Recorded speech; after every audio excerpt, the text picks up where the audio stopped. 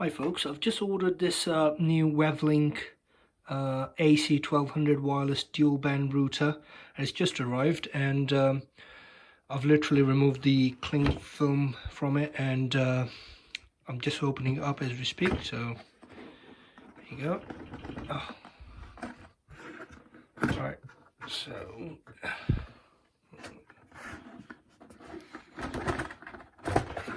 right, so that's how it comes, pre-packaged.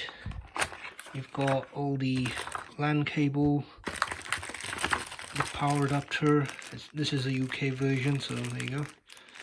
Power adapter, and that's the main kit. There you go, the wireless router. I've seen a lot of good reviews on it, so I'm just going to be testing it out today. And once I test it, I'm going to share my opinion on this to see if it helps anybody else. But, you know, so far so good. It's been packaged quite nice. It's quite reasonably priced. It only cost me nearly about 30 quid, which is not bad at all for the features that it comes with. I mean, the speed and the range apparently is quite good.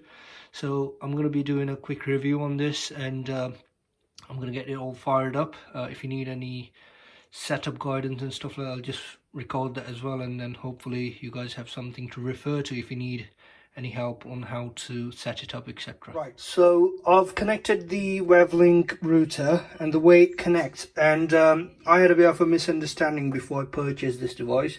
I thought it would replace my TalkTalk router. I don't know if you can see it amongst all those cabling over there, but that TalkTalk router, I thought this would replace it, but unfortunately not. So I still have to have the TalkTalk router, and then you just plug a LAN cable into one of the LAN ports on the TalkTalk router, and then you connect the other end to the this WAVLINK router. And as you can see, this WAVLINK router is connected using that grey LAN cable. The yellow one goes to my PlayStation, so ignore that one.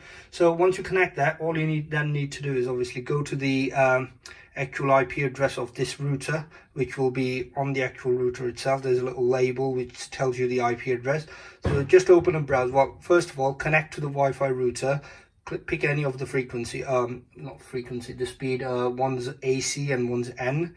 So once you connect to either of them, just go to any browser on that device and type in 192.168. I think it was 10.1 or something like that.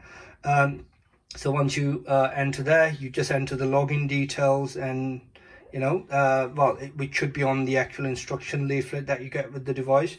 So once you do that, you should be pretty much, it's quite easy. You don't even have to change any settings any longer. Now, I know in the older days you had to kind of make some changes to the settings, but not any longer. So, you know, with mine, it just got picked up automatically, so I didn't have to do anything. Then all you do is set up the security, set up the password, change the name of the Wi-Fi, etc, etc. And what I've done is, just to be on the safe side, is I've disabled the Wi-Fi on my TalkTalk so that I don't get, you know, any confusion between the two. Yeah, but yeah, I'll give you some feedback on how it works once I've been using this device for a couple of days now, and just so you know, the speeds, well, the speed has changed. It's phenomenal. It is absolutely phenomenal. I use TalkTalk, and you can imagine how painful that is. But with this device, I'm actually getting a decent speed. I think I'm getting about 60 odd megabytes per second. But that's very unusual for TalkTalk to give you that sort of speed, yeah? So the device is definitely worth the money.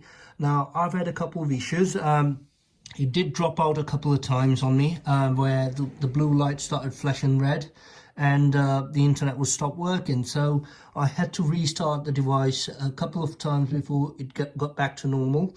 And then since then, it's been working absolutely fine. But, you know, it's something I'd like to mention. So it did happen twice. The first time I had to restart it a couple of times. The second time, it just reset itself for some reasons. So I had to redo all the setup, and once I've done the setup, it was absolutely perfect since then. You know, I haven't had any issues since then.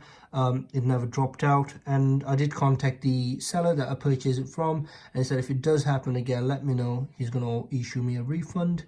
But I think the device is absolutely great because the speeds are amazing.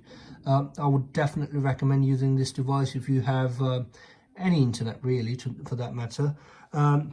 Now with TalkTalk, I'm really stuck with TalkTalk purely because of the contract. At the time when I purchased it, I didn't have any other options, so there you go. But the speeds have drastically changed, and it's a huge improvement over the old speed. But yeah, if you do have any questions or anything, just drop a comment and I'll try and help.